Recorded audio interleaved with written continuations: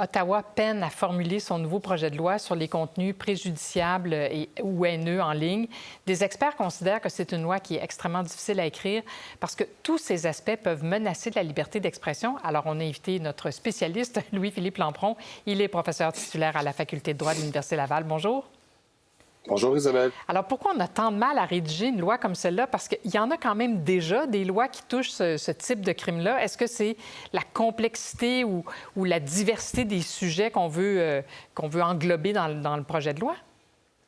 On est confronté à un changement de paradigme en ce qui concerne la gestion du contenu en ligne avec le développement notamment de l'intelligence artificielle, donc les hyper-trucages. Donc vraiment, ça explose la capacité maintenant que peuvent avoir des acteurs mal intentionnés de déstabiliser carrément des régimes démocratiques. Et donc, il y a plein d'initiatives un petit peu partout à travers le monde pour être capable d'harnacher cette nouvelle bête-là. Mais effectivement, vous le disiez en introduction, l'enjeu, c'est de bien calibrer pour ne pas faire en sorte qu'on porte atteinte à la liberté d'expression ou qu'on se ramasse par une loi qui est mal calibrée à faire taire et à empêcher la diffusion de propos critiques des instances gouvernementales qui ont tout à fait leur place dans une société libre et démocratique. Alors, ce n'est pas simple et on attend avec beaucoup d'impatience là, cette loi-là, cette proposition-là du gouvernement fédéral. Est-ce qu'on a raison de croire que même si elle était bien rédigée, ce sera totalement impossible de satisfaire tout le monde? Bien, il faut absolument que ce soit... Il y a des enjeux d'applicabilité, évidemment, parce qu'un des gros joueurs, ce sont les médias sociaux, ces entreprises privées qui sont maintenant responsables de ce qui est considéré maintenant comme étant les nouveaux forums publics, mais c'est des forums publics qui appartiennent à des acteurs privés, Elon Musk, Mark Zuckerberg, ces grandes corporations-là.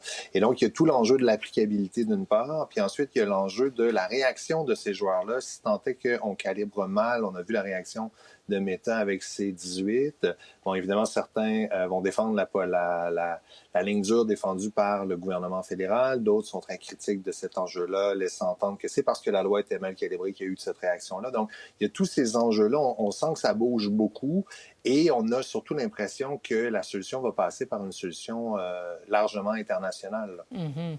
Oui, parce qu'on n'est pas les seuls à être touchés par ça.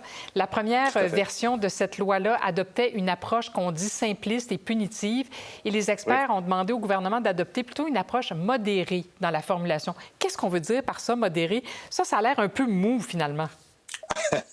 Oui, puis il faut trouver l'équilibre, effectivement, parce que manifestement, le déclaratoire ne fonctionne pas, l'autorégulation ne fonctionne pas. Il faut s'assurer de protéger la population contre les menaces qui viennent avec le fait que le droit étatique est largement en retard face au développement de la technologie, qui peut mener au développement de contenus préjudiciables. Si on parle de sextorsion, on parle de fausses informations, mais fausses informations, un hyper-trucage dans un contexte électoral où on voit, par exemple, un candidat ou une candidate dire quelque chose qui ne ferait aucun sens ou qui laisserait entendre, par exemple, que c'est un espion ou une espionne. Oui, ou qui pense le contraire, qui dit le contraire de ce qu'il pense. Là, ça peut être extrêmement malveillant, oui.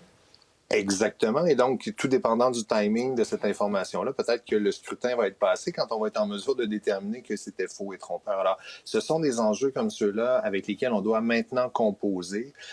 Et donc, grosso modo, il faut être capable de trouver une solution qui va être à la fois applicable, mais qui ne va pas aller trop loin pour ne pas faire peur à des citoyens, par exemple, qui pourraient se mettre à ne plus utiliser les réseaux sociaux et ne plus critiquer de peur de se faire avoir et de peur à diffuser sans le savoir du contenu faux et trompeur. Alors, c'est vraiment un équilibre qui est difficile à maintenir pour un législateur, pour une législature. Il y a le cadre jurisprudentiel pour protéger la liberté d'expression d'un côté, il y a le droit d'accès à l'information de manière d'intérêt public, en fait, de l'autre. Et donc, tous ces paramètres-là rendent le processus extrêmement complexe. Il va falloir être novateur dans le bon sens du terme. Créatif, comme on dit, oui. Voilà. Il nous reste à peu près 30 secondes, Louis-Philippe Lampron, mais il faudra avoir les géants du Web de notre côté. C'est pas simple de les mettre de notre côté. Comment on va y arriver?